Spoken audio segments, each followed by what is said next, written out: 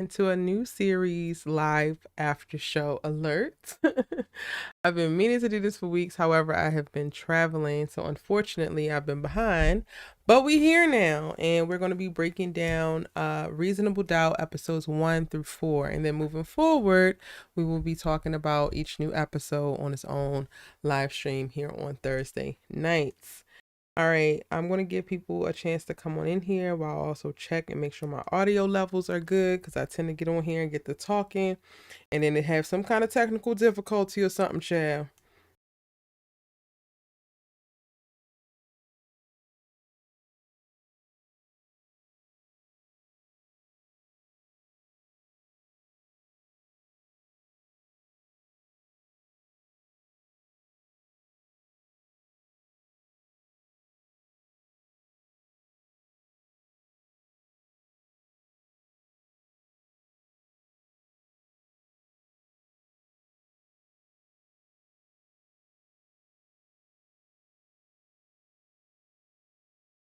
And test this before I get on live, because it looks like everything is fine on my end and then it just be silent AF. And until y'all come in and tell me you can't hear me, I don't really know. I need a better way for me to track this. Can y'all hear me? Do I have it set up appropriately?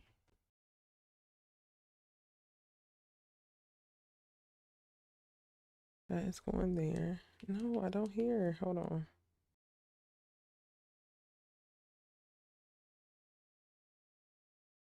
Mm-mm-mm.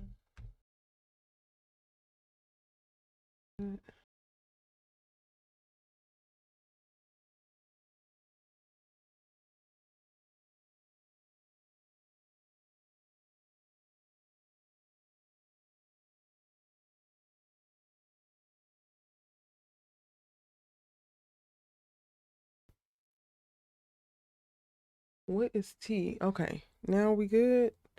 So I don't know what's going on my little...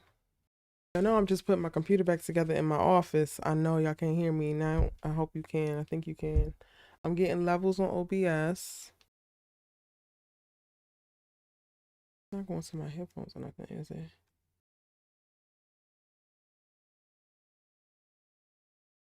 Y'all still can't hear me?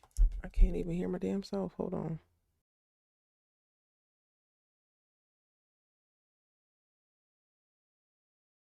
What is going on?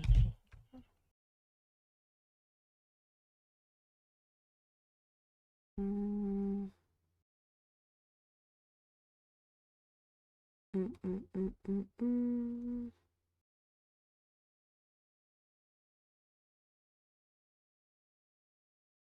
Test, test, test, test, test.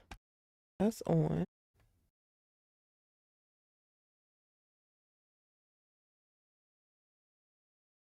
Y'all can hear me? Why can't I hear myself on this?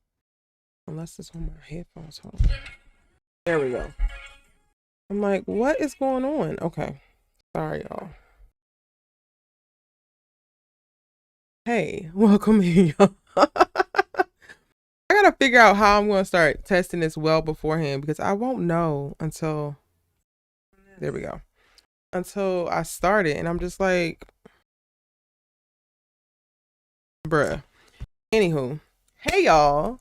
This is going to be the Reasonable Doubt episodes 1 through 4 from season 2 live after show, and then starting next week we'll be doing every single episode separately, and I'll be caught up, and we'll be having these on Thursday nights moving forward.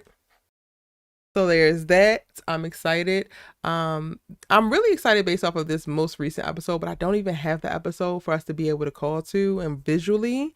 So we can talk about it, but I won't have the visuals. Like, I have a visual up right now where I can scrub through the first episode. Welcome in, y'all. I wasn't really even sure how many people were watching Reasonable Doubt, so I wasn't sure if I should be doing these lives, but I'm watching it and I'm really into it. So I said, hey, I'm going to put it up there. We're going to see who all shows up, who all going to be there, and all that jazz. Y'all know how we do. If you have already participated in a few lives before, drop your ratings on a scale of 1 to 10 of what have you thought of the first 4 episodes, or it could be the most recent episode, or you could just tell me how you're feeling about the series thus far. Hey Money Green Tay, hey Candy Loves to Talk TV, how are you, boo? And now we're back to a whodunit. Like, I went through the first episode, I mean, not first episode, this most recent episode, episode 4, and you get the little, I guess, dream sequence, the hallucination, whatever sequence that is, of Chanel basically going full on rage and like, man, you hurt me for all this time, I'm finna do what I gotta do. Which, when I first saw that, I was like, this is not real, because that's not how she looked at the beginning of the series. Like, she didn't have a big ass blood splash on her head. Like, I'm like, so I didn't fully believe that that was possible, but it felt like they were leading us in that direction, only for us to arrive at the end of the episode and see that she wasn't the person who did the first hit. But we do know that she winds up holding the trophy. So I'm like, she took the freaking trophy, which is the murder weapon, from somebody, and I feel like it's one of their girls. One of their girls killed their daddy, trying to get their daddy off of their mama. And now Chanel is trying to take the fall for it. And Chanel just messed this up. We could have gotten to this place. Well, we couldn't have, because she's never going to admit that one of her girls killed killed her husband. But you tried to run with your mistress, and there's $30 million sitting in your name. Like Chanel, please, girl, please. She is so stressful. In episode 2, I was like, oh, she did this and she meant it. But now, of course, which is a credit to what they got going on writing wise, right? Like, it's a real credit to what they're doing and the journey that they're taking us on. Because at any given moment, things can change, things can shift, and it could be what you thought, and then all of a sudden it's nowhere near what you could have imagined, which is what I am enjoying. There's certain things that are kind of like feeling like fumbles to me, just a tad bit, but nothing like really, really too crazy. Let me make sure I got that. Hold on. Like in episode 4, the conversation with Spencer and Lewis, like, I got where they were going with it. Not the first one, the second one, when Lewis catches the fact that he is literally suspended because he punched a guy for being homophobic. I felt like, I don't know, the acting kind of took me out of that. But I don't know what I specifically wanted either one of them to do. I just felt like I got it in theory, and I think it's a very powerful idea or concept of a conversation to have, like his father being kind of homophobic, and then him actually punching his father by way of punching the kid, because my daddy get to say this, but you damn sure don't get to say this to me, cool, bop. But it just didn't land how it could have landed for me, and I feel like it was the delivery. I didn't necessarily fully believe it. But I also have never really been a fan of Spencer, the little kid. I get that Jax is a hot ass mess. Jax is hot mess express. But that's still your mama. And that little boy was on that girl's neck from the beginning. When your daddy's a hoe. You might not know this, but your daddy's a hoe too. So not too much on your mama.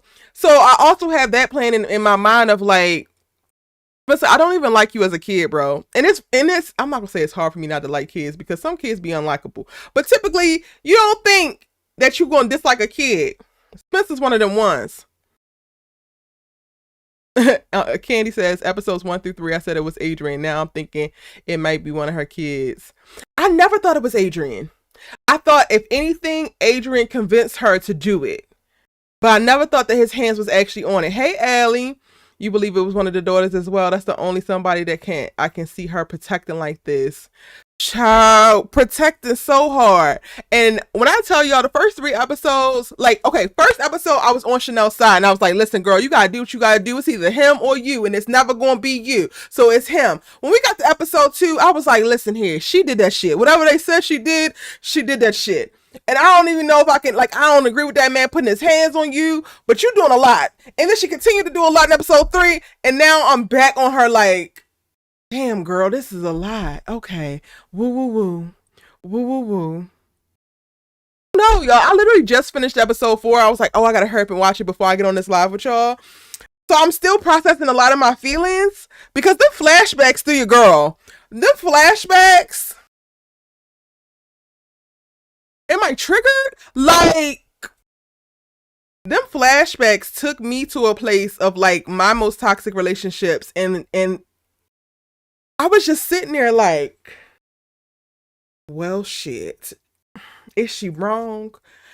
That little interviewer. But see, Corey, I just got all these thoughts, y'all. I feel like I'm having the most ADHD rant right now because they just uploaded to my head and I'm just blurting them out. Like, I just had all of these feelings. So, like, okay, let me go back to the flashbacks. When you are in a toxic, destructive, harmful, but super passionate relationship, now I can't speak to the like whooping each other's asses like that because I have only laid hands, I think, twice.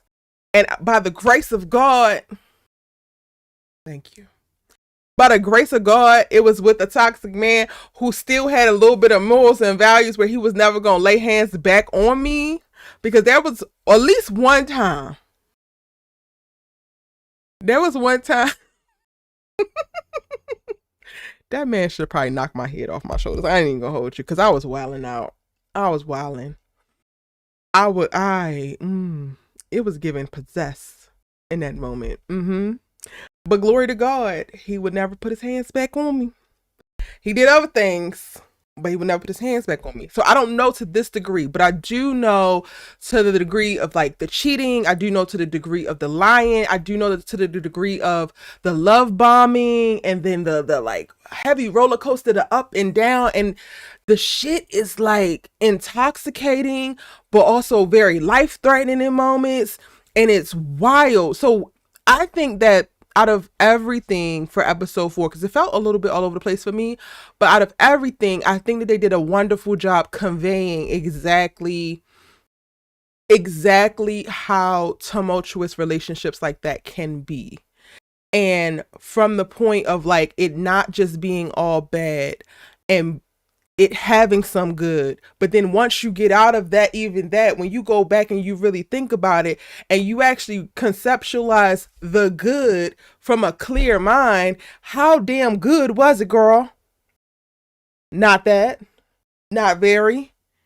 Ooh. Was it a plot, a plan, a scheme all along? Did this nigga have you clocked from the moment that he met you? Were you always a challenge? Were you always this mountain to climb, to conquer? I'll rewatch this episode again because I'm like under not being rushed to like get on here and actually have to talk about it. But like I was sitting there like, damn. And when I think about one toxic relationship in particular, which I think was the worst for me and taught me the most, it's almost like this episode is making me reconsider my thoughts about what that was for me. Kind of like the little interviewer who was like, Corey, I'm done with you now that I done sat here and talked to her. She done read me my rights. She done got my ass together in this goddamn jail and now I know my worth, ho. Even though, Miss Interviewer, you tried it.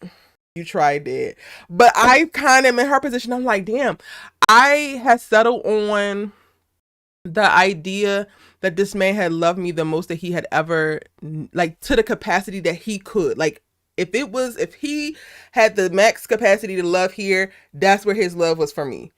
And unfortunately, it was just never going to be enough for what I actually needed, but it was the most that he could give, especially given all of the trauma, all of the brokenness, all of the lack of education, all of the whatever else that comes together to create his psyche that informs all of, his experiences moving forward, right?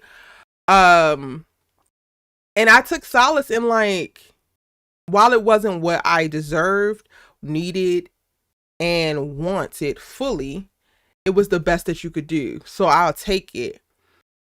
Now I'm like, was it? Because the way that Chanel went back and rethought about all of those beautiful ass moments that when you first get it, without the clear head, without the context, without the actual critique or the idea of going in to criticize and kind of like drilling a little bit, it looks like, oh, this is love, and love just happens and it's so serendipitous and it's just like perfect, or at least perfect in the moment. But then in the reconsidering, it's like, damn, no, you were not seeing me fully. You were not actually hearing me fully. I told you everything that was a problem and you regurgitated back to me what you would want to fix. You literally had to do no work. He heard out every insecurity. He heard all of her trauma, and he spat that back at her in a script or in a way that would be most convincing of his hero-ness, I guess, in her life. And you don't see it on first watch. And a lot of times when you're in it, you don't feel it on first experience. It feels like, damn, somebody is finally listening. Damn, he finally sees me, or a guy sees me. When whole time it's a raging narcissist who looks at you as a challenge because you did a photo shoot with him and he wasn't paying you no mind. You was on your big boss and he's like, oh, there's a woman there that is focused, that can't be distracted. I accept this challenge. Diabolical, sinister, if you will. Lady E says, okay, hear me out. Who killed JT? Well, the older daughter, the cousin who put her house up, or his new pregnant lady. Okay, so am I the only one who think that the pregnant lady isn't pregnant by JT?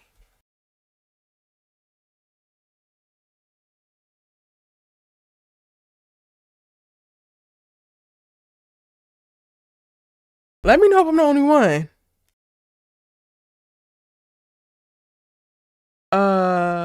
Centrica. Oh, hey, Brittany Joy says, hey, I just finished episode 2 and I needed chocolate cake. Listen, I was sitting there eating chocolate covered almonds because you need emotional support food to get through episodes like this. Allie says Spencer gave Jax hell that first season. Hell, Allie. Hell. And I'm not necessarily a super Jax stan, but that little boy was doing too damn much. Cindrika says her dialogue for the interview was great. They made me like JT for 2 seconds and then turned to a narcissistic predator. I love to know how he was raised that brought out this type of behavior. Child, I would love to know where he learned it. I would love to know that. Ellie says she is not pregnant by JT. Oop. Lady E says, yup, it might be Lewis's baby. And you know what? I am so grateful. I am so grateful for the validation I be getting by way of these shows at times, because when I tell y'all I was not here for this reconciliation with Lewis. I don't know. Yes, maybe I'm still toxic and I'm still like looking at the ghost of Damon's past. I get that she can't be with Damon. I get that Damon is crazy. I get it. So this is not, I want you to understand that I get that. But also her husband had been being a little bitch. I don't know what it is about Lewis, but Lewis, sometimes he do all the right things and then sometimes he feel like he's trying and performing all the right things. So I can't really fully get down and feel like he's genuine in all of it. And it's beautiful to see this black man supporting this black woman, but then also the hell that he raises and the buttons that he pushes and the ways that he knows to push them. I'll go back to when he freaking fingered her in the car last season. And then sent her ass on her way when she literally came there to try to get her husband back. Oh, nigga, you know what you doing.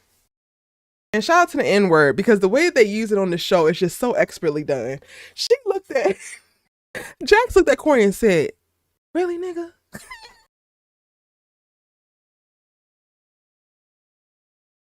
That? And then you sit our client down with? I can't. I'm all over the damn place, y'all. I'm all over the place. All of this stuff is just coming up as we're talking about it. Woo! Okay. I'm in the Discord, so if you guys want to sound off and like, let's really turn this into a conversation. Jax is going to spat. Cindrika, I just am like, where are we presenting her new penis at? Where is he coming from? Because at first I was like, okay, this is Corey at some point, but the way that Jax went and found Corey with the quickness and then freaking vetoes, undermines, disrespects every decision that he makes, I'm just like, girl, what the hell? Let this man do his job. And I'm like, I don't know if she's sexually attracted to him. I do know that he is sexually attracted to Jax, but I don't know if she's sexually attracted to Corey. and I can't figure out, I can't like get a beat on what their backstory is. The Discord is open, y'all.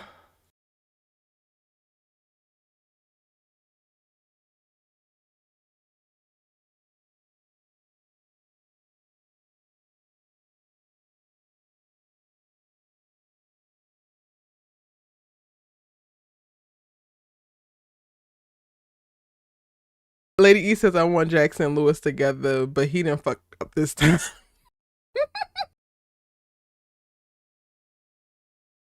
I don't know. I just never bought into it. I never bought into. I don't know. And I gotta sit with myself and find a language. It could also be McKinley Freeman. No shade, McKinley Freeman.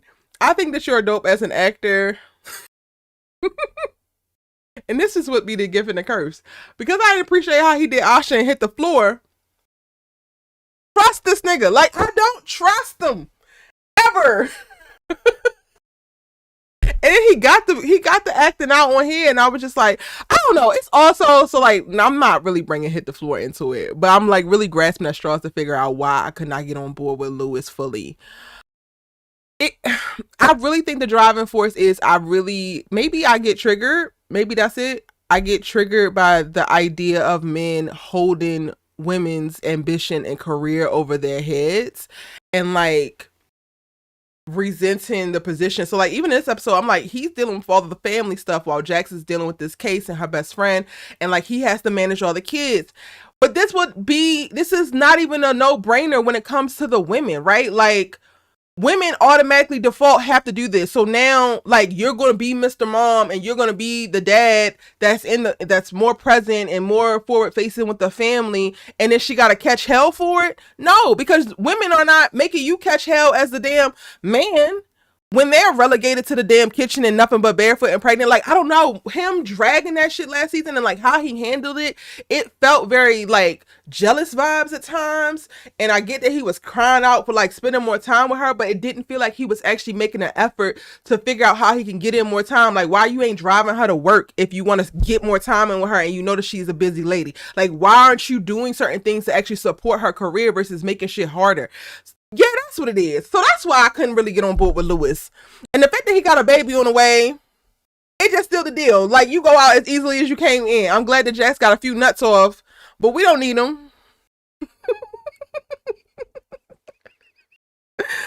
Every man in this show has bootleg, master's degrees in manipulation and foolishness. Child.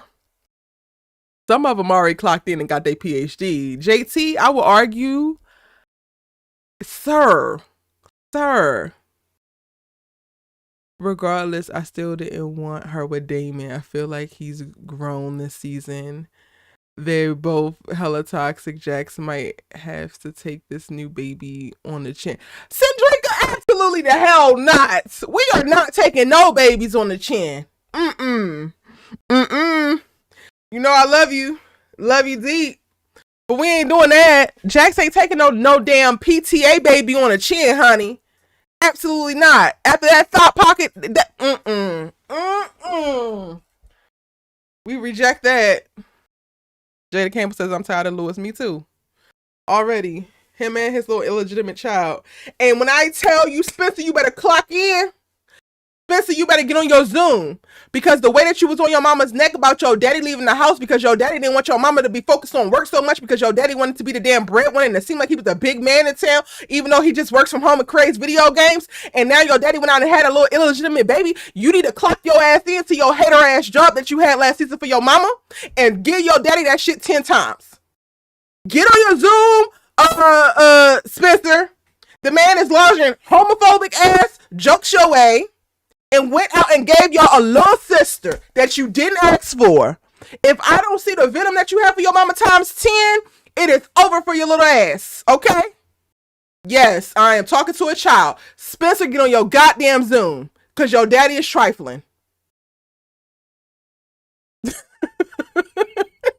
didn't like the little PTA hoe anyway.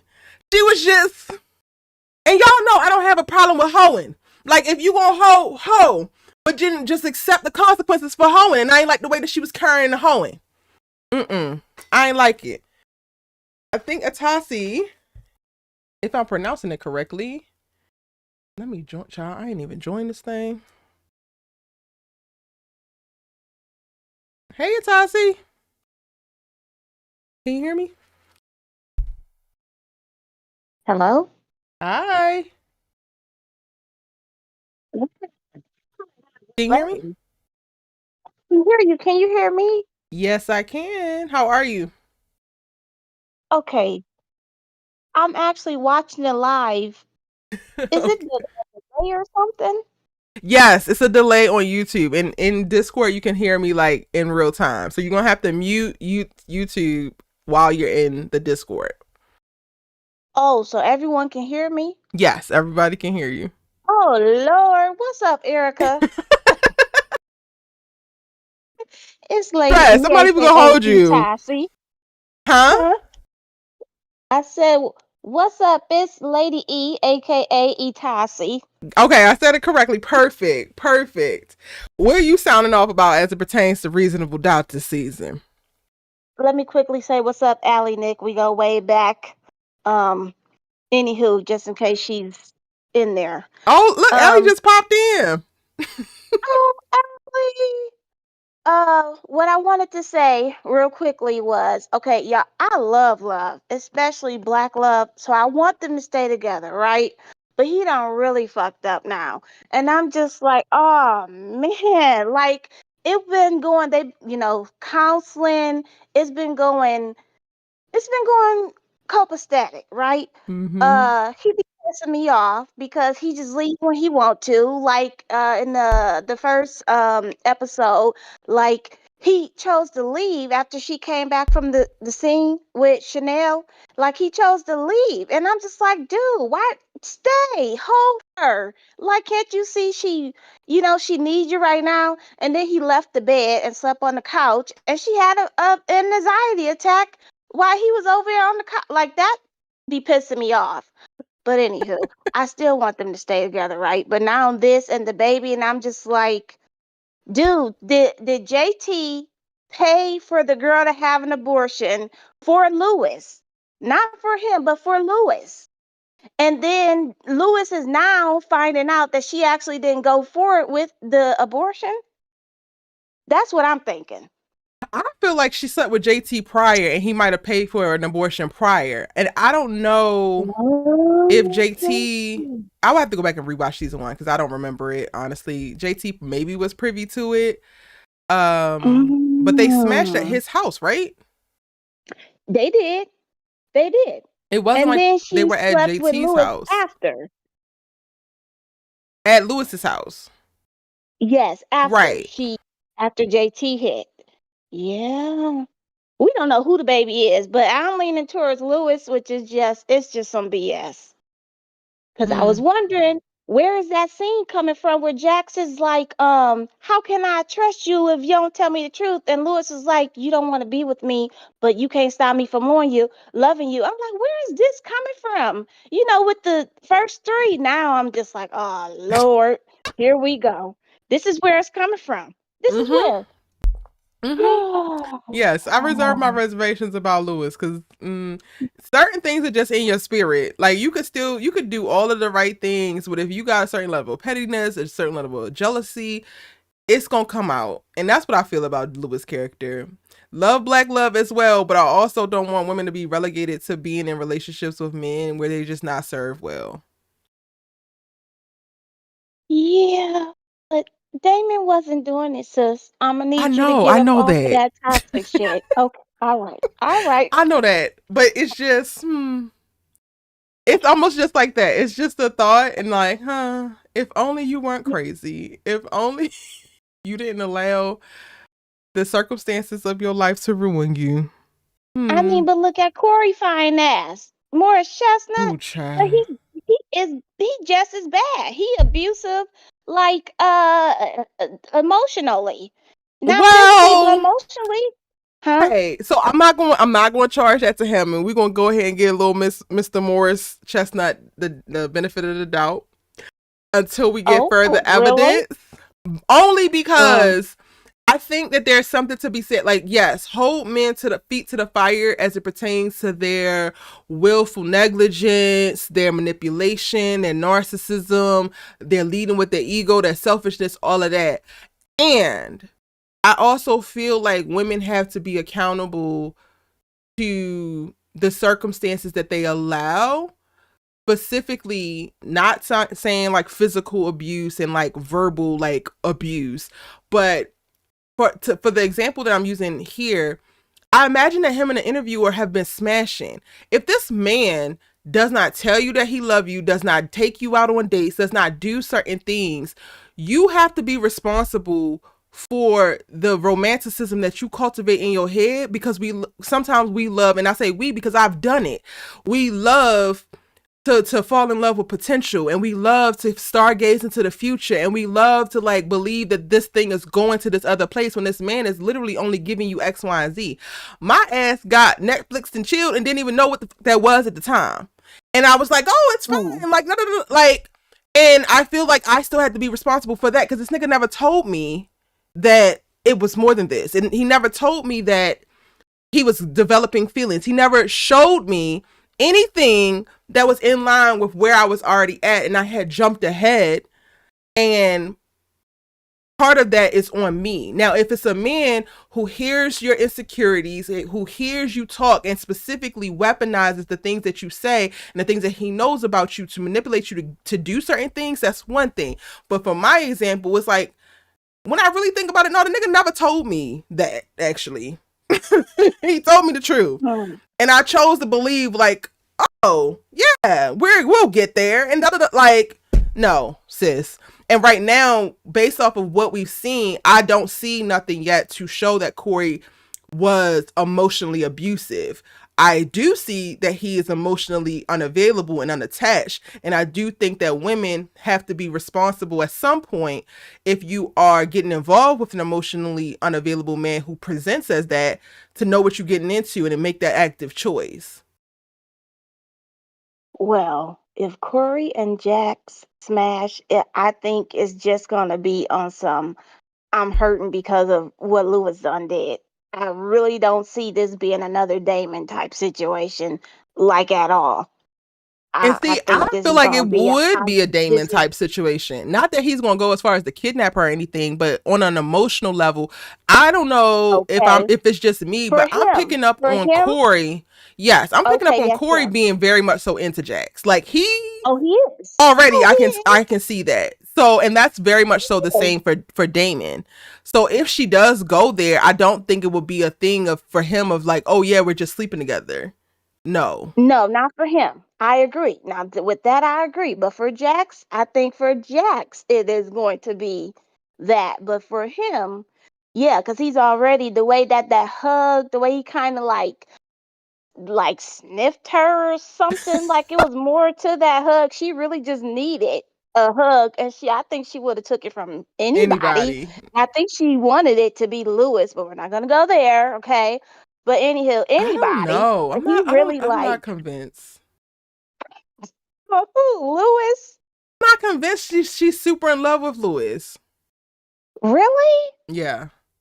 Allie, feel free to jump in Probably, you anytime. know what? That ultimatum probably, if you're sensing that, it could be because of that ultimatum how that he gave her. Maybe that did something, but I want them to stay together. I want them to stay together. Like, I would love to So see the beginning of their relationship. I Jax they gave and us flashbacks. but not enough. I think that Well, Jax to me leads so much with her masculine energy that I don't put past her the whole getting married and having kids as a thing on a to-do list type of thing, and not necessarily she was just so head over heels in love as a lot of women might find themselves. Like, I could totally see Lewis being a suitable option at whatever point as she was like achieving and ascending in her life, and she felt like that was a part of it. Yeah. Okay, last thing. I would like to see Lewis gaming thing, whatever. I would like to see that take off so that he would be equally thriving and like have the same type of income as she, and then let's see what happens. You know what I'm I saying? Right think now that he he got all this is though. Honestly, I think did it because take of off? the choice that it is that they have for him, Mhm. it's a little bit more Uh-huh. quiet. Like it seems like he's not doing as much or he's not on her same level because he works at home and is so carefree. But gamers make a Mhm. lot of money and he's a game Yes, they developer. do. Like Well, he I wish is they would clearing hundreds of emphasize that thousands of dollars more. a year. Like I don't think that like he's not struggling for money. Like they were paying for two separate Mhm. houses in Baldwin Hills. Like let's be clear, Yeah. he is definitely on her level financially now, which to me is what's also informing me of like you're kicking up dust about this because maybe y'all don't actually need the money, but you need to understand I that for want the her it's not time. necessarily about the money. Mm, for him, I think it's about the time. But okay, okay. You make me think. I may not always agree, but I love to see a different point of view, which is what all this is about, anyways, in the Yes. conversation. I'm just really enjoying this show. I mean, they pissing me off right now, but will I be back Thursday? You're damn right. And every Yes. Thursday, yes. And I'm just loving it. It's such a fresh of breath air. I mean, fresh air, unlike sisters. So yeah, I'll leave on that note. Child, I haven't even watched this damn Zima trailer. Allie sent it to me earlier. I gotta watch it. We'll Oh, I see, ain't honey. watching that. I'm watching that. I'll listen to you and Allie, but I ain't ask Allie. She already know. I've been checked out. I've been checked out. I listen to y'all. Y'all is the show. They need to pay y'all because y'all the show. Okay? I don't watch that shit no more. Sorry, I can't do it. Thank you, Anywho. Tassie. Oh, Thank you so much, boo. all right. Uh Later. Bye. Bye. Centrica says, what is this show saying about black men when all of them are so terrible, toxic hoes, etc.? I mean, I think okay. Unpopular opinion. I'm not here for media that is going to just sanitize the depiction of anybody, whether it is black women, black men, whomever. I personally do not have a problem with watching flawed black men. It's all about the journey. It's all about where they're going to go from there. Because for me, the most powerful thing about this is seeing the most real version of these people and then watching them grow if that's a choice the writers are making. So I am never approaching the show like, oh, I need to see the best black man is just so loyal and just so go to work, take his kids. He never says anything untoward. He's never chauvinistic. He's never Gotta homophobic. cut the He's never damn this. phone He's just to never get that. off the damn phone. What you say? Atasi, you're still in here, boo. I'm gonna move you to the waiting room because I don't think you realize it. Um, I personally don't need that because where do you go from there? I love it to be sprinkled in, and I love to have like a pillar, like somebody. But if you have a bunch of black men who are like doing everything right, then you actually don't have a show. And I think that the black men in the show being all jacked up are also like lock and key and lock and step with the protagonist of the show, Jax, who is messed up. Miss Mamas is fine. Miss Mamas is intelligent. Miss Mamas is accomplished and successful and all of that. But Sis is jacked up too. And I don't feel like it's a unlevel amount of like messed up across the genders. Like everybody got a sprinkle of something, and it makes everybody a little bit more compelling and intriguing. I agree with that, Erica. Oh, you do? That's Allie, y'all. I agree with that. Oh, hey everybody. I agree with that. I like you. Okay, I'm all here for black marriages and black love being exhibited on our screens. But it is something about Lewis that has rubbed me the wrong way since season one. And it was a question that Jax asked him. I think it was either in episode 1 or 2 of this season. And she asked him, was he punishing her? And he was like, no. I said, I don't know, bro. I think you might be. Mm-hmm. Subconsciously, I think you might be. And he also, Lewis represents to me, he's a great father, but he may not be the best husband, even though he does show some ounce of support for Jax. Because even in the first season, with them being separated and living in separate homes, I was really trying to grasp the reason why. And it just seemed like he just had an issue with her career and her being so professionally driven. But it seems like to me, Jax has always been that way. So for him Yeah. to leave, that was a lot. I did feel like Lewis was punishing her, and we already know they own some stuff because he done watched her, give it to somebody else on camera.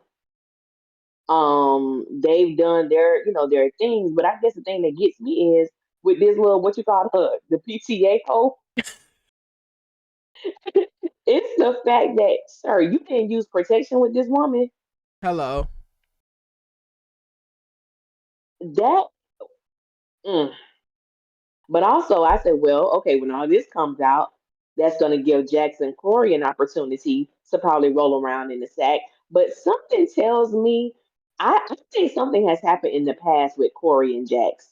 I thought so too. Hold on, Something, where's and I my guess one of the major red flags, I'm not gonna say major red flags, but something that caught my attention was when he was having sex with old girl. When he saw Jax calling, he slid hello? out of her so fast. So fast. I said that's all I've seen, all I needed to see. Yes, ma'am. From that moment, I knew everything I needed to know. Yes, Oh, ma'am. okay. Yeah. Later for little girls, a woman is calling. There's the A dough. woman calling. There's the dough. A woman is, and I think you spoke so profoundly, and I think that a lot of women, we have to take responsibility when we're in these, situationships where we are already on letter Z, and homeboy haven't even started the alphabet with us yet. We begin to fantasize what we want the situation to be emotionally, and they're not there. And as you stated, if we haven't have had a conversation about this is what we're doing, this is where I want this to go, I can't assume that we are in a mutually emotional, beneficial relationship. Because to me, Corey doesn't seem like he's the type to lead somebody on. So it's very Yeah. interesting that this so-called put together woman, had this particular image of them that just didn't exist. Yeah. It just didn't exist. And But yeah, don't get this me wrong, you episode know I for hate me, defending men. It's I the thing know, that I it's gonna know. be the last thing that I'm ever gonna do. However, I do always want to be fair and honest. Yes, yes. Yeah, we have to be because homegirl was like, I'm through with this. I was like, well, baby girl, it ain't really no this to be over. Just close your legs and you're done. Ma'am, she said who is we? And Jax walks out, she's like, oh. All of that, I'm sorry, Tati Boo, but all of that told me no, I don't think that this man was emotionally abusing you. I think that you thought that y'all were more because he was hunching you, honey. That's what that is. And Hmm. now you're mad about it. You're mad. Emotional abuse it requires some type of contribution of that actual person. He Yes. has to be knowledgeable of said feelings and be purposefully playing upon those to hurt you, manipulate you, or coerce you to do something. You are opening them legs up regardless of if he buys you dinner. You are opening them legs up Facts. regardless of if he just opens the door and points to the couch and don't even say hello to you. You are opening them legs up, period. So that is not actually him emotionally abusing you. That is you allowing yourself to settle for less because he look how he look and the sex might be amazing. Bullseye. And I'm not judging you, sis, because I was enamored for way too long with a nigga with a personality of a thumb, but the head. My God. Okay. So I'm not It's judging you. dangerous. I'm not judging you, but that particular thing might not be emotional abuse. That's all I'm saying. I agree. I don't think it was emotional abuse. And if Brit- it was, they would have to show us more. yeah. But based on what we've seen, I can't label it as that. Yep. Brittany Joy says, I do feel Jax is the one person he'd actually be available for. I mean, he came running and put a woman out of his home just to take her call. That's exactly what we're saying. The moment that Jax gives him the opportunity, it's up and it's stuck when it comes to Corey Cash. Okay? And this might be the toxic, this little 10% that I'm never gonna shake, honestly. But I like am looking, and I'm like, I want Jax to give him that opportunity because I want to see what he do. I want to see what that looks like for you, sir. That's toxic, Allie. I think it's toxic, but I'm with you. I'm with you all the way. And I'm sorry, I'm not promoting anyone to cheat on their husbands. Let me say that. However, the type of energy that Jax has, she has big, big energy. Corey has it as well. And to see these two characters go at it in that way, it would be something to watch. It would be something to watch. I Must see hope it TV. is written in the season, must see, and I'm gonna be seeing it. And like I said, I'm not wishing for Jax to cheat on her husband, but I don't know, it's something about Lewis. Now let me just say, because you had brought up hit the floor, right? I brought up who? Hit the floor. Yes. I literally just saw this show 3 months ago. I had never watched it ever. Oh, really? So I literally just saw. Yeah, girl. I literally just watched it. I refuse to watch season 4. That doesn't exist to me. Ah, Um, but I fell in love with. I did like him as a character, and when I don't know, and no comparison, but I'm just like, he ain't doing it for me on this show. mm, Like he's doing his job, but he's not doing it for me on this show. And I'm like, I'm trying to figure out why he isn't, and I don't know why yet. yeah, I feel that. That could I very don't much know so why be the yet. thing. Because at the time when Reasonable Doubt first premiered, I feel like Our Kind of People was also on screen. And he was somebody on there too, like a husband on there too. He did it for me on that. He was her ex husband. He had just got out of prison. And that felt He had the more, locks. that felt a little bit more Yes, natural and organic. So maybe it could be that too. Like aside from like what's actually happening on the page, maybe it just feels like this isn't the right role. yeah, yeah. I mean, on the page, I think Cause that he's an yeah, undercover, just raggedy Negro, and I think I got like a, I don't know, Ellie. I think I got like a trigger point for like well-to-do Negroes that are actually trifling on the low, like trifling ass Negroes masquerading as well-to-do Negroes. I think that they make my ass itch more than just straight out f boys. yeah. I understand that.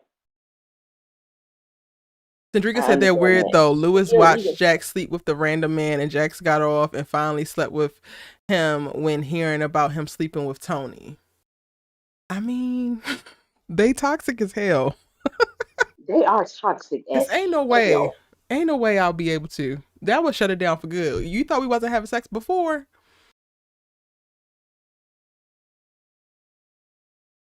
And if I remember correctly, like when she had sex with dude on the couch, she literally did reverse cowgirl just so she could stare in the camera. Mm-hmm.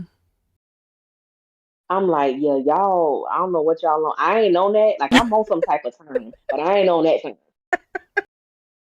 I'm not on I don't that know. I time. couldn't fathom Ellie. I have been mad before, but I have never gone to those levels. No, yeah, I no, Oh yeah, he was. I don't no. think he did it for me in Queen Sugar either, though. Um, he played some husband or boyfriend or something, right?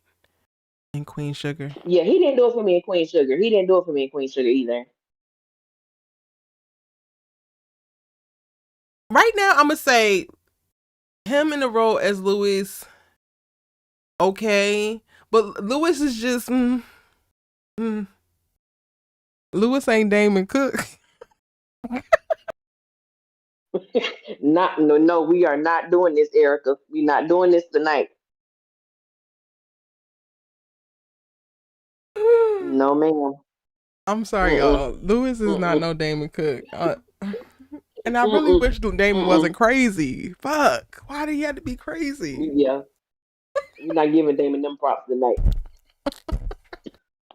I'm gonna let you have that, friend, because you do love you some Damon. I do. Michael Ealy just is everything. I don't even want to go down that route. Now I'm about to go down the route of like comparing Crazy to like Uh-uh. Sneaky and Jealous and like. Okay, Damon's fatal thing is the control, which I feel like Yes, Lewis does in a way that's just different. He is also trying to control Jax. I agree with that. He does it, but he has a way of um and this I may be, a little bit out there, but him and JT were friends. He's not physically abusive to Jax, but I guess to me the calculated way in which JT was controlling and manipulating Chanel, it gives the same way of Lewis controlling and trying to manipulate Jax. He does it in a way where I don't even think she's not even aware of it because, like you said earlier, I believe Jax is dangerously in love with her husband. You I think believe so? she loves I, what that You she think loves her husband or in love with her husband. you think she's in love with Lewis? Jax, Mm-hmm. I think. Okay, do I think she's in love with him? Do I think she loves him? I think she loves him down. I struggle with this because I've asked myself this question too. Because I used to always wonder, I'm like, why is she always begging him to come home? Like we saw that in season one. We saw it at the beginning of this season. I'm thinking, does she just want his presence around? I don't know yet. Season one, that part gave me of like, I think that Jack struggles with failure. And for me, it felt like she was more frustrated with the idea of failing at the marriage than actually just losing him. I can see that. But I am trying to like, because you said she's dangerously in love with him. I'm trying to see. Hmm, I would just say, like, for me, just off, like, if I don't really think about it, I would say I think she's in love with her husband. Like, if I just had to throw it out there. yeah. I don't know. I feel like women who are in love with their men compromise more. Like, who are dangerously in love. They're a little bit more reckless with themselves.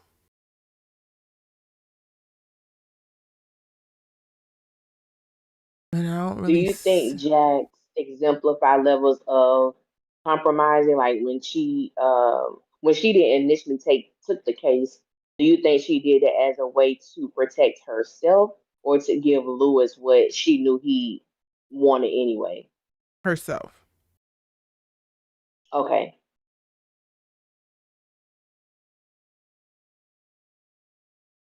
Yeah, I didn't look at her decision to not take the case as a decision to like consider Lewis at all. Okay. And And honestly, see, I I kind did of initially. appreciated that decision a little bit more because I was like, okay, girl, you clocking it because you cannot just save everything and everybody and all the. I really enjoyed the arc though for her of like her having a breakdown in the car and like showing the weight and how black women get told we're so strong and we're just seeing like, oh, we could just take everything, but you seldomly get to see those moments of like that's what it actually looks like of carrying all this shit while y'all think that we're carrying it well. When we get by ourselves, it's not pretty. So her arriving at the end of the episode and then choosing not to take the case or not to be the lawyer for it, I felt like she's finally at a place where she's actually in tune and listening to herself. I really didn't take honestly, Lewis is like a very bad sidekick to me. Like I don't consider him much at all. And I feel like I'm following Jax's lead because I don't think that she considers him much at all until she needs him.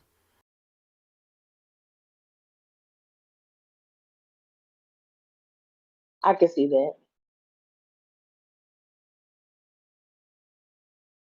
I definitely can see that. Even though like I came into the season even wondering as it pertains to, like the couples therapy, um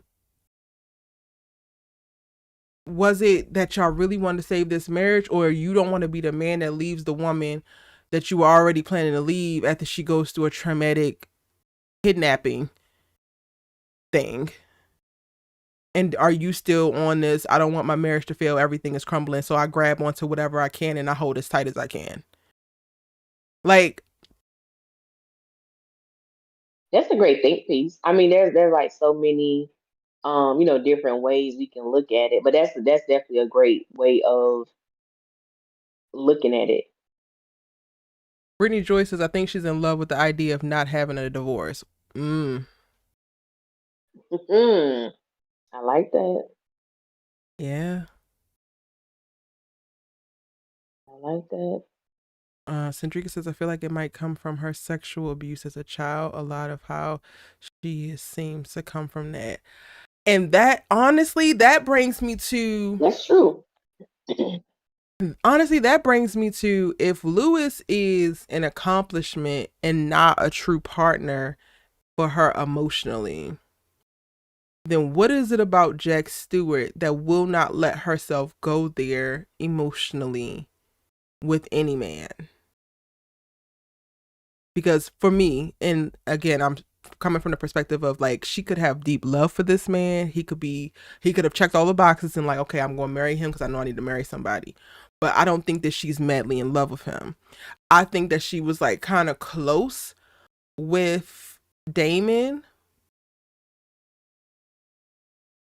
but not really. Whatever happened with Corey, clearly, because she paying that man dust right now, hired him and don't want to listen to a damn thing he got to say to do his job. And I guess, as they roll out additional men, we will see. But I am starting to pick up on like, Jax has a wall up with men, period. And I do think that it's tied to her sexual abuse and her needing to unpack that. Yeah.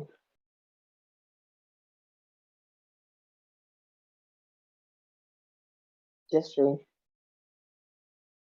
And for me, I don't want her to be with Lewis if he's not going to be the appropriate partner for her. But honestly, nobody is going to be the appropriate partner for her if she can't get past that. Correct.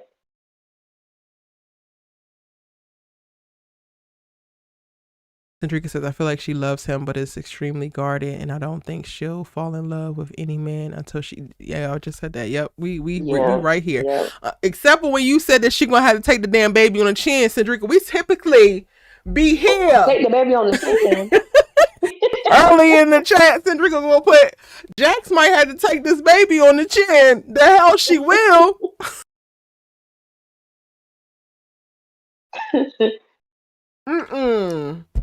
We ain't taking no illegitimate kids on the chin. No shade to the little baby. And we ain't coming and we gonna harm you, but the daddy gonna catch hell. Absolutely. Okay, he gonna take one on the chin. A baby? Oh my I said, gosh. Centrica, not Jax got to take this one on the chin. Even her straddling reverse cowgirl in the damn security ain't warning an illegitimate baby. If she don't get to get pregnant and bring no baby home, he don't get to get pregnant and get nobody pregnant and bring a baby home. It was a joke, Centrica. You gotta frame your joke so we know it's a joke, babes. Cause I was just like, oh. That's hilarious. And then what pissed me off too about Lewis is that, and I feel when Jax is being honest, she's being vulnerable and she's being honest. And it goes back to that conversation. I think it was the same scene when she asked him, was he punishing her? When she asked, is it anyone that I know? When he revealed that he had sex with someone else, and I'm like, this was your time to be honest, and you told this woman no. Jax knows PTA hoe because the kids go to the same school. So not only did you lie to her when she asked you about this chick, but you got this PTA woman pregnant. Jax is baby. I think what sucks the most, and which is probably the most sinister, is that while I'm not convinced that Jax is just so madly in love with her husband and like there, I do think she has this deep feelings, these some respect. I'm not even gonna say deep because the way she carried, girl, you don't respect that man to the degree. I'm a hush. But I do feel like we're in a season of her working to try to develop deeper feelings, to trust, to do all the things that would make it not necessarily easy, but make it okay for her to go there with Lewis, only for all of this to be brewing in the background, and it's going to basically torpedo every bit of progress that she makes in this way. And I hate that for her. Yes. Me too. Me too.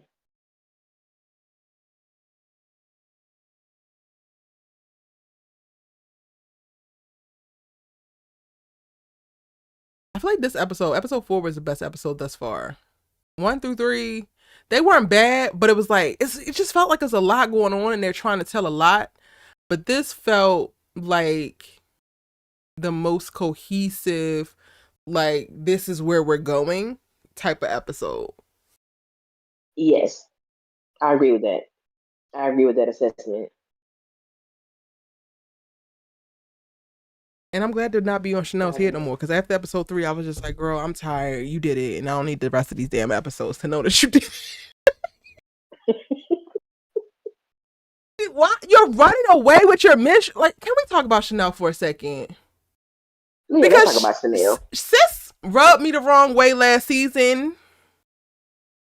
I don't like jealous spirits. I think that's what it is. I think that's what's coming up for me.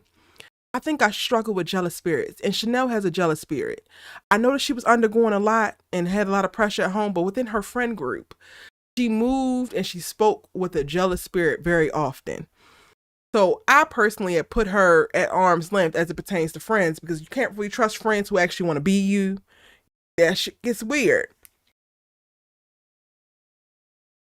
But I empathize with her in being physically abused, physically, emotionally, and mentally, verbally abused. All the abuses that are happening, she's experiencing it. I empathize with her to that extent. So this season, at least at the beginning, you're like pulled to this very, very sympathetic place for her in episode 1, because you don't want no woman to struggle through that. You don't want no woman to experience all that she's experienced. But then for them to take you on a journey into the mind of a woman who, one, this is very real. She's experienced this, and this results in what it results in, whether it's feelings, ideations, whatever. But then also to have the other side of like, you could really just be a killer. That part got really weird, really shaky, and I'm just like, I don't know how I feel, how I'm supposed to feel, and I struggle with giving her sympathy. How have you navigated the last 4 episodes with the Chanel character? it has it has been interesting. I think I've always had a sense of compassion and grace for her. Especially like in the first season when we saw how her husband was treating her, and then of course the end of last season where she took him out, or so we thought. But I've always carried a sense of compassion for her character.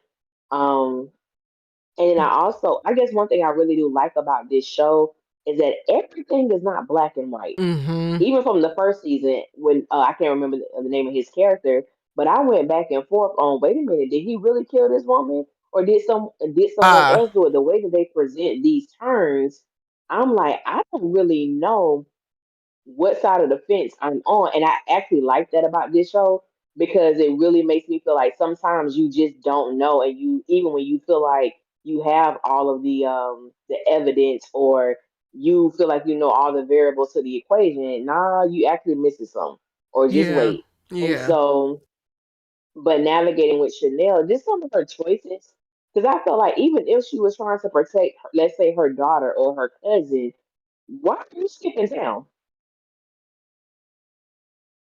That part Knowing really your got friend me. put their house up, you skip town. Thank you. So That that's just what makes me reiterated to say me I the don't feelings I skip had it. for her last season, because she was in some of them little girlfriend powwows kicking real nasty energy. And I'm like, girl, I know you getting your head knocked She off was. at home, but not too much. She was. Yeah, that was a trip for me.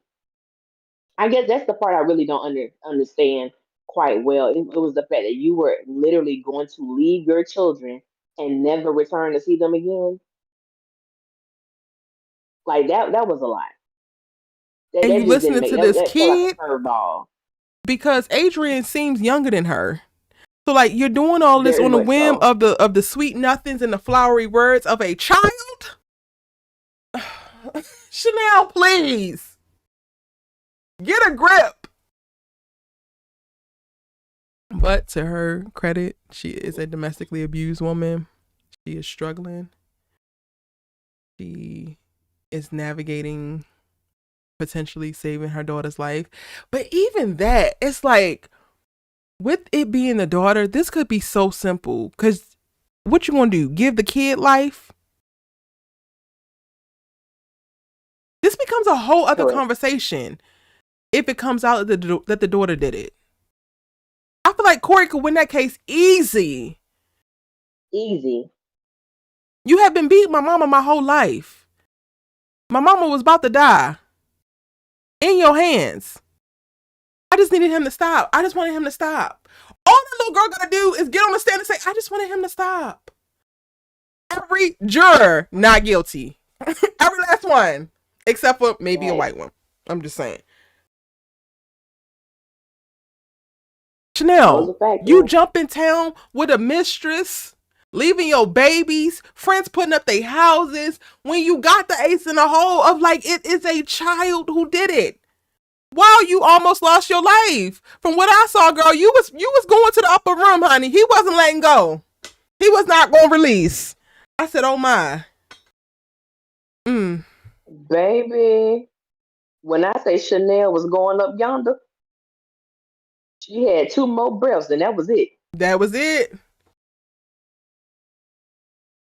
That was it. I don't think it's Adrian who killed him, but I think, well, Allie, you I said don't he think could it have was been. Adrian. Oh no, it was Itasi who said she thought it could have been. Brittany, the Discord link is in the chat if you want to call in. Just join the live chat waiting room and I'll bring you in. She was going up yonder, Allie. Life was drifting away. Yeah, her life was literally drifting away. Centrica says one of the first things she said was that she didn't want them to have to go through trial.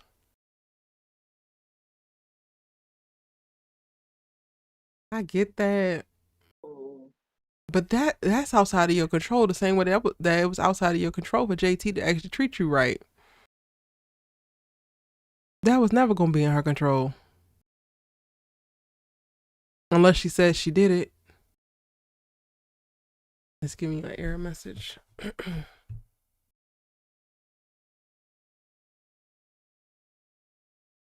Allie, are you giving up? Are you putting your house up for the France bail? No, After ma'am. your But then husband that's her told you not cousin. to? Even if it was my no, and I do respect the cousin because she did have the conversation with her husband and he was against it, and for good reason. I don't think I'm putting my house up, sis.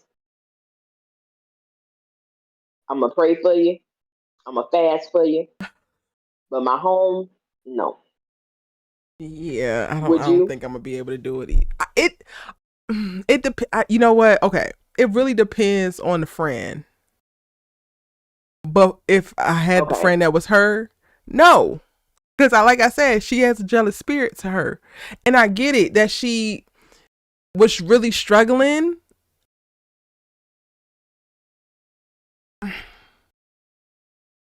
I would also have to be fully convinced that you didn't do it. And the wildest part about this is about to sound so crazy. I get it. But it's not even like for me of like, did you do it in reference to me judging you? It's like for me to get my money back. I'm not putting this up and I don't believe I'm going to get my money back because quiet is kept. I think that JT deserved it. So whether you did it or not, that's no skin off my goddamn brow. Are you going to serve time for it? And if I put my house up, will I lose my house because you're going to serve time for it? That's kind of what my decision making would be in that moment. And then it would be, I guess, harder depending on who the friend is or who the family member is. And that was Brittany. just because I know the cousin did not think she would, skip town.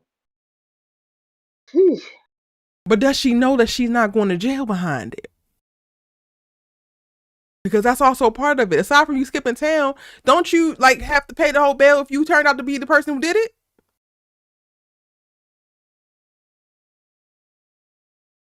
I don't know. Child. Hey, Brittany. Welcome in, boo. Hey, Brittany. Hello, y'all. I'm sorry. Discord and I were having a time. No worries. But when you said about the friend being jealous, so I have an issue with resentment as a spirit too, because that will make you do things. And that when that guy, the guy that was like, "Hey, I want my 30 million," I was like, okay, this boy's on the hook for some other stuff. So there's some other things happening with this whole JT died thing, which made me think this other guy might have killed him. Adrian, that's his name, I guess. I don't know. I watched all the episodes today because I was like, wait a minute. I think Jax has a issue. And I think Corey and Lewis both want to be the ones to say they got Jax to really like break down her walls. I also think that there's this $30 million has to go somewhere. And so I feel like the guy or either an adult that is also connected to this, either the friend, because hey, my house, I don't know. I have so many thoughts too. Today just blew my mind watching episode 4. I'm sorry. No, but I do you saw think how I started this whole live. I was just all over the place. Like, it's just so much. You're fine. I said I have to call in because I can't type fast enough to process my thoughts. But oh my goodness, I was like, well, she was nearly dead. Like she was turning blue. This man had her eyeballs bouncing out of her head. So somebody had to intervene. But weren't the kids out of town? So I'm just like, I don't know what's happening. I hate this show that it does this to me, but I also love this show that it does this to me. I gotta go back and I guess watch the first couple episodes and see where the kids were. Because I don't think that they weren't out of town, but I don't know. Now that I'm thinking about it, now that I'm thinking about it, I don't think the kids, they were either at the grandmother's house or they were away. But they were not at home, now that I'm remembering what happened. So they were not there. Okay, so then Chanel, I might be back on your head, girl, because I don't give a damn how good the dick is. You killed that man, especially and for you're gonna how have to deal with it. Wig, you're gonna have to deal with it. Especially for how terrible that wig was that she was running away in. She had better wigs. Honey, I don't care. Sir, you're gonna have to deal with it. I'll stand beside you because he was about to kill me. And I'll say that, but I'm not eating this one for you, baby. I'm not gonna be able to do it. If Adrian is the one who did it, then Chanel, I'm back on your head because why are we covering for this nigga? It's not your children. And now that I'm thinking about it, girl, when they were in the hotel, she was very adamant. I think he said something about like either turning themselves in or going back or doing something. And she was like, no, I cannot let you ruin your life. Like she was so adamant to protect him. Yes, that's what makes me think he did it. He probably was like visiting to drop something off and say, hey, last time when they were hunching in the bathroom at the celebration, you were bruised up. Like I saw that too. So I feel like there's something else. I feel like he's more involved than they're letting on. I'm not gonna hold y'all. I'm mad at her if that's the case. This much money? I don't know if he's indebted this much money or if they created a plan to steal from him. Because he was introduced as his business manager or something. But he can't just as the business manager without it actually being tracked to him of like, oh, you stole from your client. He can't just take it, which is, I guess, where Adrian comes in.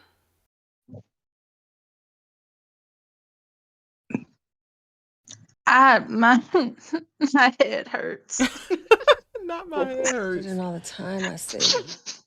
Hold on. But I feel like manager guy is in something and must have known that there were going to be some deals coming. That's why I feel like all roads point to Adrian. But now that I feel like it's so heavily that they do point to Adrian is probably the best friend, which is why she was willing to give up her house. Or why she told the husband, like, hey, we have to do this. See, now that will bring me a little bit back onto Chanel's side. Because laying your life on the line for a penis, I'm not really sure how I feel. I'm not even really sure. I'm not doing it. But your cousin / best friend, she still ain't your children, but she's also not a penis. So there's a little bit of gray area there. Because there's a little bit of guilt. There's some guilt. Like, I already had her take these pictures and put them in a box for me. She has known and been asking me to leave and get out. When I finally do, this is it. And then she now has to save me, put herself in this position. She's going to jail for murder because she's a whole grown woman. Now I can understand a little bit of how it gets a little bit tricky. Of like, do I let her take the fall and they just gonna throw her ass in the jail, throw away the key? Or do we run with, I have been abused and I finally fought back and this is the result, unfortunately. Yeah. And doesn't the cousin have a key to the home? Mm-hmm. Mm-hmm. Yeah. Because it's like, who would have had the ability to just walk in their house? Right. Right. She And does. happen to know the cycles too. Happen to know, like, oh, right around this time is around when I had to check on you. You got quiet. We hadn't heard. You were probably communicating about certain things, and now all of a sudden that stopped. So let me go do a wellness check to make sure everything's all right. Yeah, y'all. I They can't keep remember, giving. but has it been stated? Was it stated that the cousin knew that Chanel was leaving him that day? I don't know. That's going back to the bank scene. So now it's like, I Yeah, hate I'm them gonna have that to they're go back. this Yeah, I'm gonna have to go good. back. They are good. This is the face of a woman who might actually be involved. I'm not even gonna hold y'all. She is begging for her life with that husband of hers. Baby, we got to put the house up. We have to. There is no other option. I didn't mean to knock that man's brains out his head. Yeah, You'll she was understand after a adamant. while. Mm-hmm. Mm-hmm. Okay. It might be the cousin. But this is not no shade to Miss Mamas. I promise you it's not no shade, but I promise y'all it's about to sound shady as hell. I'm surprised if it is a cousin that she hasn't broken yet because she gives the weakest link of the group. True. That is true. And didn't she put pressure on Jax to take the case? Mm-hmm. Because when Jax gave it over to Morris Fine Self. Hold on, moment of silence, because I'm still got the Morris. Why is he this fine? Anyway, when she turned the case over and she was like, wait, you're giving up? I'm like, wait, no. She has to. I feel like there's some conflict here. Yeah. Cendrika said she did say it was her fault because she told her to leave. Mm.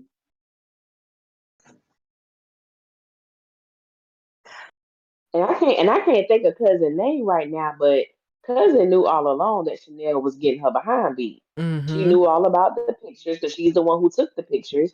She knew about the safety deposit box, so she's known everything that has been happening in Chanel's life with this abusive husband of hers, and she didn't let on to any of the other women in their sister circle. I guarantee So you she was also very cousin tight and knew. sweet. Yes, and I guarantee you the cousin also knew what the plan was with the changing, with the moving the money. That's why she was okay with putting the money up for the house because she knew she was going to get a cutback. Mm-hmm. I don't think she knew the other boy was involved though. So that's where it gets a little murky because you got a boy toy in the house and it's like, wait a minute. We were just going to help you escape, get you free, get you your children and call it a day. Ooh. Mm-hmm. It's giving y'all watched enough one weekend and y'all concocted some cockamamie scheme and it didn't work. That's what it's giving. Yeah. Child. Brittany, are you on the Lewis and Jack's train?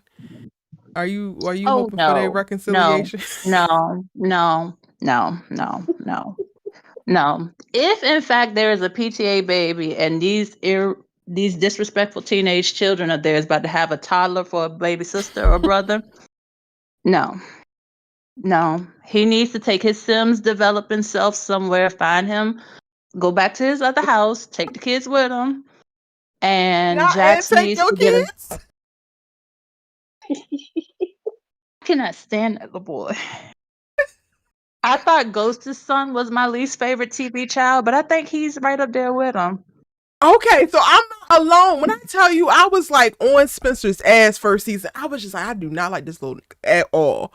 On some Tariq St. Patrick stuff, but we love Tariq now, so it's different. Like we see each other, Tariq. But Spencer, baby, if he wasn't launching into this storyline of athlete who also wants to be thespian, Broadway, and giving a little bit of extra je ne sais quoi with that story, it'll still be over for your ass, sir. Listen, I haven't liked him since Creed 3, and it's okay. But I don't. I think all of them need to go since Lewis wants to play house dad extraordinaire of the year. He wants to use that as manipulation. He wants to say, "Look at how much I'm doing while I'm sitting with my broken hand, trying to develop my games and feed my son sandwiches." And they need to Meanwhile, go where they if he need to was a go. woman, nobody would be batting an eye. She wouldn't be able to say, "Look at all the things I do for our children." Exactly, because you're supposed to. That's why I got you as a wife. And I Mm-hmm. feel like everybody's trying to tame her. And she's like, I will not be tamed and I will not be controlled, but unless I want to. And I don't think she's at a place right now where she wants to. She did what she needed to do. She gave you the children you wanted. Y'all have this quote unquote stereotypically perfect marriage. So let the optics be what they are. Leave me alone. And he's Okay, like, no, but I can want you at home. Ellie, I need you to give me 5 minutes, friend. You about to bring up Damon? Uh-oh. But Michael Ealy, Just I knew it. cooking something I for know. I me. knew where she was about to go. I knew where she was about to go. Allie, Brittany just said something that made the light bulb go off like, because she said they What keep Brittany trying to said. tame her. And I think that aside from the Michael Ealiness of it all, Damon, I Mm-hmm. don't think ever tried to tame her. And I think that's what I respected most about how he approached her. That's it, Allie. that man plays a crazy person in every single thing. And I look past his crazy in every single show. And this time I was like, he might be like trying to hold you hostage in a cell, but he really did let you like ride. Even when you weren't being your best lawyer for him, he was like, you did what you could. And I'm not trying to change you into doing something else. I just want to be with you and around you. And you won't let me obsessively love you the way my crazy self wants to obsessively love you. Mm-hmm. Allie, do you hear the gems that Brittany is dropping? So aside from the I'm. kidnapping and crazy, Damon was the best person for her. I just can't. I just can't. Okay, this was what I will give Damon. I will give Damon this. When he got her the hotel room for her to have it to herself, like, relax. I know you're uptight. I know you're this. What I will say is, before he became all obsessive and controlling and all that other stuff, I do believe that Damon probably really was the first person that they've shown us to actually really see Jax. Mm-hmm. Like, to just see her like, oh, she's tired, she's exhausted. This case is really kicking her behind. And he wanted to make it easy for her. Like, he wanted to provide some type of ease and comfort. And he did that until he became, what was, laying dormant in him anyway. And I think that's one of my biggest issues with the Lewis character is that yes, you're sitting there on the couch when she gets home and she can rest her head on your shoulder, but it's like, what are you doing to actually provide some type of ease for your wife? My beef with Lewis I is he'll don't do really all see the that. right things, and then he'll turn around and be like, "Okay, now that I did that, can you change more? Because we got you to change a little bit. Now I want you to change more." And it's like, bro, I'm not going to stop. And I would We got also to the offer point. like the I guess conversation starter and what could be the brilliance of this show in that we get Damon in season 1 who becomes this very visceral, clear problem, like what happens when the control and the like, okay, you didn't do what I want you to do manifest in this very violent way. But I would also argue that that part of it, Lewis still has in him. He just hasn't taken said actions yet. But the And seeds he of subtly those likes to decisions correct. and the seeds of that particular mindset, he acts with every single day in the whole keeping tally, keeping score, trying to tame her, trying to control. Like, he just hasn't kidnapped her yet and threatened her life in that way. But it's a very similar to me sentiment underneath. Yeah, because he will slightly be like, what did he say when they were doing something and she was like, "I'm sorry, I know it's been long for you." He was like, "Not that long. Don't like play with me," or something he said. And I'm like, he has that underlying thing there. And I guess his kidnapping is like, I'm legally tied to you. I'm married to you, so you can't really go nowhere Mm. easily. So I don't have to show that side of it yet. But you see him getting closer and closer to the edge every time they feel like they take 3 or 4 steps forward. And then she shows like, "I am who I am." And he's like, "But I was just this close to getting you to change this behavior. He won't say those actual words, but he'll be like, "Oh, and now we're back at square one. And this is why da da da." Like the emotional manipulation of it all is even more dangerous because you're gaslighting the hell out of this woman. Yeah, I agree with all of that, and that's why I believe. I don't know why this just sticks out to me so much when Jax asks him, "Are you punishing me?" Because it Mm-hmm. seems like almost when they're and to your example, when she was like, "I know it's been that, you trying to get your tip wet or what have you," and she's like, "I know it's been a long time. It hasn't been that long." Like that's your way of telling your wife you've been with someone when you already know the people that she's been with. It just seems like there is an undertone of "I'm going to get you back." Yeah.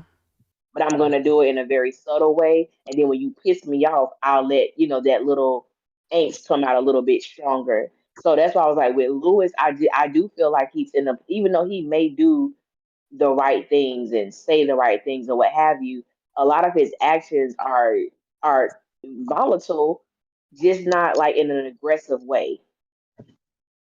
Because even when she said, "What the hell does that mean?" And he was like, "You're a smart woman, you'll figure it out." Excuse me? Mm-hmm. Instead of just saying I was with someone, I did have sex with someone and this is what it was. We were separated at the time. It was just no, you figure out what it means. You smart. You the lawyer. You'll get it. Yeah. And I guess it's gonna be my job to draw a more direct line between Damon and Lewis than people are maybe ready to experience. Because while we can viscerally reject Damon, even though Michael Ealy is gonna always Michael Ealy, we need to be just as up in arms and ready to throw Lewis's ass out the boat because he can be very much so just as destructive to her psyche, to her personhood, to her humanity, and he don't have to kidnap her, chain her up to do it. He's already doing it on a day-to-day basis. It doesn't help that her mom always capes for him too, because she'll be Baby, like, when I tell Oh, you I throw the can't "Whoa." mama stand them. away, I and can't stand them. I struggle with that, like, because the idea, like, I've already come through a lot and like grown in my relationship with my mom, and I'm so appreciative for like where we are now that I'm like so willing to like we gotta figure it out, regardless of what happened, regardless of what was said, we gotta figure it out with the mamas. But that mama, baby, go with God. Take your ass with God because all I got for you is hands. I was Facts. like, the fact that she was silenced and that's sign of classic manipulation because you done manipulated everybody to see you as this damsel in distress, as the husband, and she's doing all of this to you. And everybody's like, Jax, you do gotta change. You do gotta do this because you're gonna lose that good man. Like, there's not 4.3 billion men in the world. Like, and she done slept with 7 of them already. So it's not like she can't find another one sometime soon. I don't know. That rubbed me the wrong way, and I'm still mad about that too. I lost hope in the mama very early on. That little male identified old ass woman, ma'am, please. Itasi says such good points are being made that I need to go back and rewatch season 1 and 2. Y'all got me really side-eyeing Team Jackson Lewis. Erica, this might be how you was feeling with the Fatima character. Yeah. And it's honestly partially what is having me on the boat right now. Like, I'm very much so teetering on the edge of I cannot stand and don't like Zachary Taylor as a character. And y'all about to see that come out as a team of premieres, I think, and then into Sisters season 8. Because I think hopes and wishes, great vibes, and appreciation for Deval is the only thing that's holding on to me actually going full force, unleashing my wrath on the Zachary Taylor character, because his ass is destructive. Demonic, if you will. Very much so. Yeah, and I think those are great points. Like, just briefly talking about like the Zach character, because Deval is a very attractive man, nice body, cute face, and a lot of times, and I think it goes back to what you were talking about in the beginning, about how just respecting the characters as flawed individuals, but also calling out when they are destructive beings. And so Zach is very impulsive and loud, but he looks good. And then you have a character like Lewis, who, and I think it happens with women too. If you are a woman and you're more docile, you're more quiet, you're more, quote unquote, tame, but you have a very controlling and manipulative personality and characteristics, people tend to be passive with you because no, you can't talk to her like that. Yep. But if you have a character like Jax, who, hey, it is what it is, but she's dealing with some stuff too. People are more so to give her their advocates because she can handle it. Yep. She looks good, but she can handle it. But it's like, no, 100%. they all are these flawed individuals. And with Lewis, he does a lot of conniving mess. But it's but girl, he take care of them kids. Oh, he's a great dad. He He's may a be all man, those things. Savannah. He can still He's a be a bastard as well.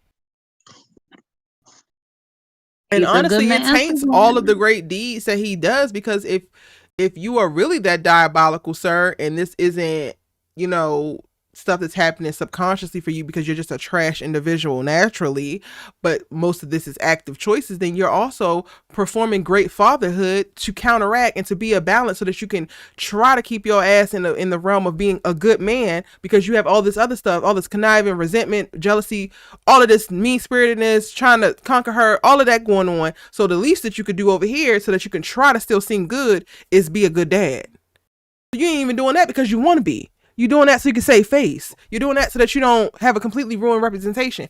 You're doing that so that you're perceived in a way that you want to be perceived versus as who you are. Ciao. And I don't think enough attention is put on the fact that people can play good. They can be great in certain roles and they shouldn't be in others. So you can be a great dad, but that does not necessarily qualify you to be a good husband. Mm-hmm. You can be a good husband and, Lord, don't reproduce, please. I'm interested to see a little bit more. I know you guys were talking about it while me and Disco were fighting, but I'm interested to see a little bit more of the backstory with Corey and Jax, because I feel like Jax has this idea. Jax has this pedestal in his mind, from what I'm like gathering. Like, I don't know if she was the one that got away. I don't know if they were equally like competitive when they were in their previous years, whatever the case may be.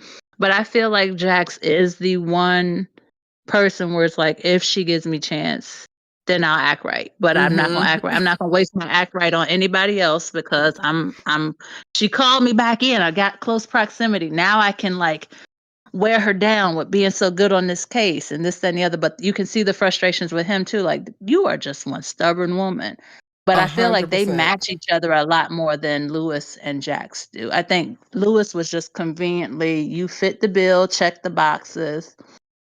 But I think both of them, I don't know. I feel like if both of them get like some individual therapy and work through their complexes of needing to be the one on top, Jax and Corey could be amazing together. I agree.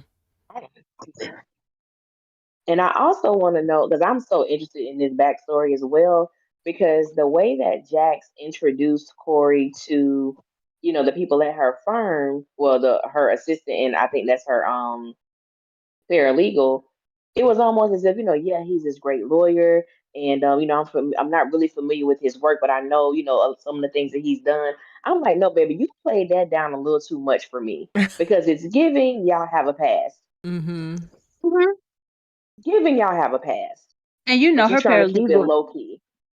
and you know her paralegal is really, really, really nosy. And between her and Yes, she is.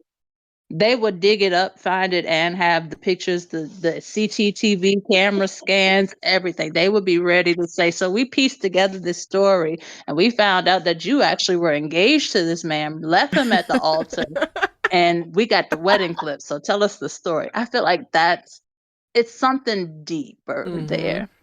But also, I wanted Yeah. to add this in. When you had to go put him on screen, hold on, a moment of silence, please. Look at that chocolate man. Mm, Praise the Lord. mm.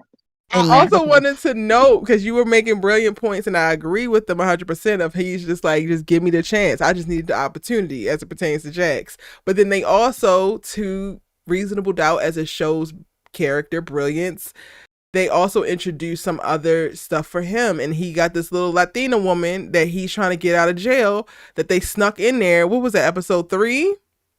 Yeah, Mm-hmm. And yes. I'm like, When he's not you like, have no, ill intent. You're not trying to I save do this Chanel to for save you. Chanel. You're trying to save Chanel to save her. But I didn't pick up on the vibe of like he's in love with her. So I'm trying to figure out what's the draw, what's the attachment, what's the thing. Is she your Damon Cook, sir? Oh, I didn't catch that. That's good. Oh, Because when he said, I'm the reason you're in here, it's right. my fault. She was like, no, it's not. I'm like, well, wait a minute. What did you do that could possibly land her in here because she did kill her husband? What what, Yeah. what happened, Corey?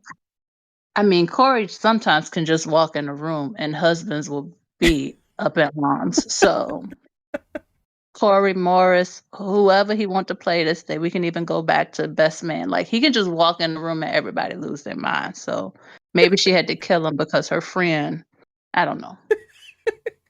I don't know. I'm just trying to make sense of it all. But that But that just adds additional nuance to like he's not just doing it to win Jax's affections. He's not just doing it because he really buys into and wants to fight for women in domestic violence situation. He's specifically fighting for this woman who he can be able to win Chanel's case and tie it back and create precedent to go back and get her basically, I think, taken off a death row. Yeah. which could also be like, we don't know how long that woman's been in jail. That could also be kind of like the backstory as why Jax and him maybe fell out. Maybe something was going. Like I said, I feel like it was we were getting ready to be the Jackson Lewis, but something happened. Something went left Mm. because the same thing happened with Damon, right? Jax's first case was Damon. She screwed that up. He ended Mm-hmm. up in jail. She had a thing that needed to come back, and she wanted to fix it for him. I don't know, y'all. I need some more chocolate cake, and I only had one blunt left.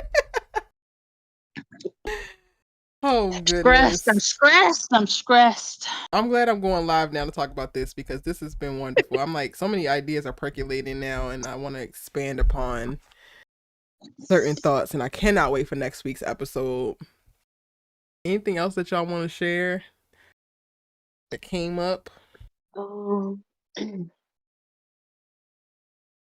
Hmm. I just want to give it to Chanel. The way that she so eloquently read that Ooh, interviewer toward the ending of that scene, Honey, I it had to was clutch my so pearl. eloquently done. Yes, she did it so well. And I love the fact that I think you was talking about this earlier, Erica, when you started your live, how when she began to replay her relationship with JT and really understanding that it never was what she thought it was. and in the midst of her explaining her perspective now, and then her revelation caused an old girl, even though I don't agree with what she said, but to end the little back and forth she had with Corey. And I think that's what happens when women can be honest. Not only do we liberate ourselves, but we liberate Ooh. others. And I thought that was a great example of how vulnerability, honesty, and transparency works. You don't even have to know the person, but when they operate in those characteristics, it does bring liberation to the person who's listening. So I thought that was a great moment in the episode. Yes, I love that, Ellie. That's a brilliant point. Brittany, anything last words you want to share? Was it just me? First of all, Allie, you have me. I'm sitting there now thinking about what she said, and even all of the flashbacks this episode. When we first got flashbacks, it was like, oh, it happened like this. Then we got more flashbacks. Just kidding. No, that was a dream, or was that a flashback? Did that really happen? Is that what she's grappling with? Like what actually happened in the story that we were being told? And then seeing the beginning of the relationship and how it plays out, how in the beginning you meet the representative and then you go through the changes and then you're in this pot and the temperature is just increasing, increasing, increasing until it gets to life or death.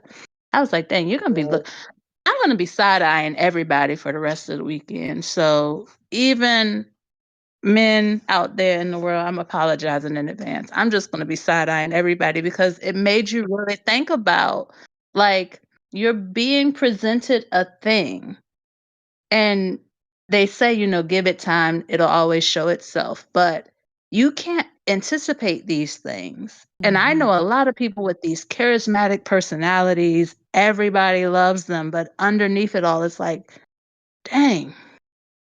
Yeah. They're gonna be like, Yeah. hi, good morning. I'm gonna have Beyonce sorry playing on repeat. Like, no, I'm not sorry. Like, please stay over there for a minute because I have to work through this show and what this really represents, especially in our community. Because we get told all the time, we're just supposed to stand beside, make everybody look good. They already deal with enough in society. And I'm just like, when are we gonna get, I don't know.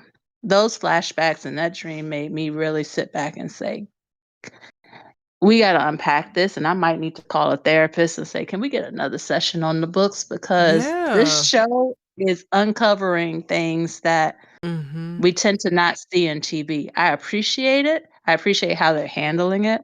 But I really am going to be side-eyeing everybody, especially at the grocery store. Can I help? Stay over there. Stay over Stay over there, there. please. I think that's I want to brilliant. be damsel, but I also want to be like, wait a minute, because we saw with every single one of the men, first 3, 4 interactions with Jax, they were the picture of, oh, I can see something going here. And then all of a sudden there's like a button snapped and they then turned into Dr. Jekyll and Mr. Hyde. But I really want to go back and watch the flashback scenes to see if there are any more nuggets that we missed moving forward. I am too. I'm going to definitely rewatch before I do my breakdown because it was just so much to digest this episode. And I'm sure I missed a couple of things, even with the certain things that popped up for me from what I did catch. I thank both of you lovely ladies for joining me and like having this dialogue for the first Reasonable Doubt Live after show. Yes, no Thank you for problem. listening. Of course. Y'all, I'll be back tomorrow for the Bel Air people because I got words about them too. I haven't watched episodes yet, so I gotta watch that them. tonight. And then I'm also gonna be doing Power after Bel Air, so it's gonna be a very long night, child. Ooh, Tomorrow? Power comes back tonight for me at 9 p.m. I'm gonna be able to watch it. But midnight, yep. Oh yeah, I can watch it. I'm so lost with these shows, but okay, thank you for saying that. Yes, Ellie, we need to take this break. I'm midnight tomorrow. I'm shutting down, honey. I can't wait. I'm gonna get all these lives out, all this stuff. I'm gonna record, hand my editor, whatever, and then y'all holla until next week because I need a break. Yes, tomorrow y'all be Bel Air live and then Power Book 2 Ghosts episode 6 live as well. Y'all see you tomorrow. Well, have a great night. And be on the lookout. We'll Thank still be you. doing reasonable doubt Have a good breakdowns, one. y'all. I'm behind. Thank y'all. I'm definitely behind with my reasonable doubt breakdowns, but they're coming. I am gonna have them by episode because child, I cannot lump in everything that's happening in the episodes into one video. It's just so much. And then moving forward next week, I should be caught back up and be going episode by episode to give y'all. So be on the lookout for that. Thank you to everybody who joined me in the chat, as well as Atasi, Allie, and Brittany who joined me on Discord. I appreciate y'all so much. Again, I wasn't sure how many people was actually watching this show, but now that I know, we gonna be locked in, and we gotta get on the line, and we gotta unpack each week because they're not playing with us. They laying heavy themes, heavy story, real, authentic story on us. And to Brittany's point, is bringing up a lot of real things in our real lives. And I think that this would be a great place for us to help process and unpack what's coming up for us amongst talking about the actual episode. So again, shout out to y'all for joining and for us having this conversation. I cannot wait to continue on in doing so, and I'm gonna see y'all on my next one. I'm gonna leave y'all with this. You deserve. Oh wait, his eyes closed. Let me like fix it. Wait. No, y'all don't deserve them because they be fooling around. We gonna leave you with that. Yeah. Have a great night, y'all.